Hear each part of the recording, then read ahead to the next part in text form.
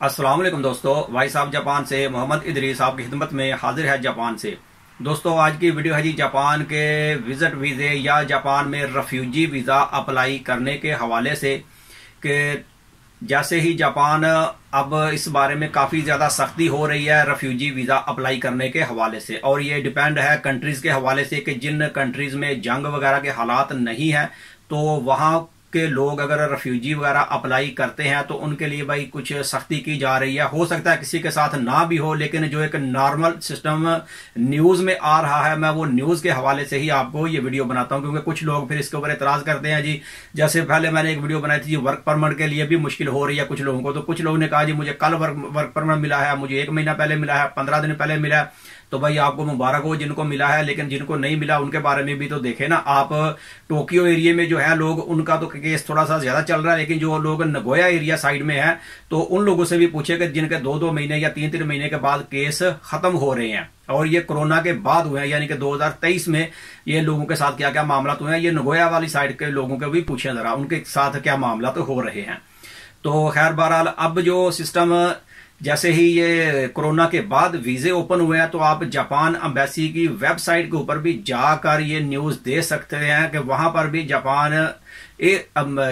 Embassy ने ये news Urdu में भी अपडेट की है कि जापान वीजे का या वहां पर जाकर रेफ्यूजी अप्लाई करने का ये मतलब नहीं है कि आपको वहां पर काम की इजाजत मिलेगी या आप वहां पर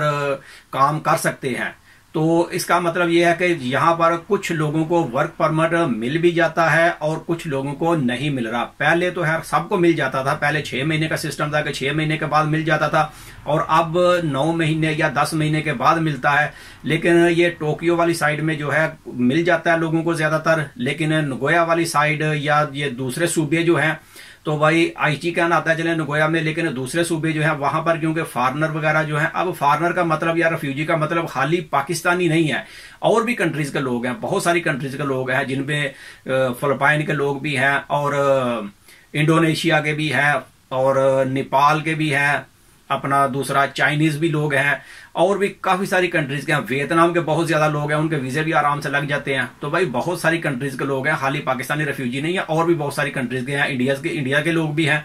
तो बहरहाल उन इलाकों में जो है वहां पर तो केस इतना ज्यादा चलता नहीं है, और मुझे नहीं लगता कि 2023 में वहां पर किसी बंदे को वर्क परमिट वगैरह मिला हो, क्योंकि टोक्यो साइड में जरा रश ज्यादा है और ये बड़ी मेन इमिग्रेशन है, तो यहाँ पर केस लोगों का ज्यादा भी चल जाता है, और इस तरह से ये मामला है। कुछ लोगों को वर्क परमिट भाई मिल रहा है और कुछ लोगों को नहीं भी मिल रहा। तो इसलिए ये भी जहन में रखें कि इसका मतलब ये नहीं है कि रेफ्यूजी अप्लाई करें और काम की इजाजत मिले, और जब तक वर्क परमिट नहीं मिलता तब तक तो जाहिर सी बात है कि काम करना ही गैर कानूनी है। अगर पकड़े जाएंगे तो जहां पर काम कर रहे हैं उसके लिए भी मसला होगा और रेफ्यूजी वाले के लिए भी मसला होगा।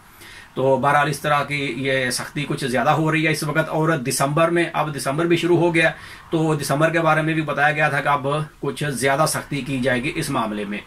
तो बहरहाल अल्लाह खैर करे जी। जिन लोगों के रेफ्यूजी वीजे हैं तो कोशिश करें अपना वीजा चेंज करने की, चाहे शादी की या फिर कंपनी बनाने की या फिर किसी कंपनी से वीजा लेने की। ये तीनों ऑप्शन है ज्यादातर तो वीजा चेंज करने की, या कोई शादी कर लेता है तो वीजा चेंज हो जाता है। अब शादी चाहे जापानी से हो या किसी परमानेंट वीजे वाले से या किसी 1 साल वाले वीजे से, जिसका वीजा है उस बंदे से हो, तो इस तरीके से वीजा चेंज हो जाता है। अब ये लड़की हो या लड़का हो सबके लिए सिस्टम चेंज सेम ही है, या फिर बंदा अपनी कंपनी बनाए, और तीसरी ऑप्शन है किसी कंपनी से आपको वीजा मिल जाए तो वीजा चेंज हो जाता है। तो बहरहाल इन तीनों में से जो भी बंदा का स्टेटस हो, जिस तरीके से करना हो, तो कोशिश करनी चाहिए कि जापान आ गए हैं तो अल्लाह करम करेगा मजीद भी इंशाल्लाह, तो अपने वीजे को चेंज करने की कोशिश करें। तो ये वीडियो बस यहीं तक थी। वीडियो अच्छी लगे तो इसे लाइक कर दें। मिलते हैं अगली वीडियो में, तब तक अपना बहुत ख्याल रखें। पाकिस्तान जिंदाबाद।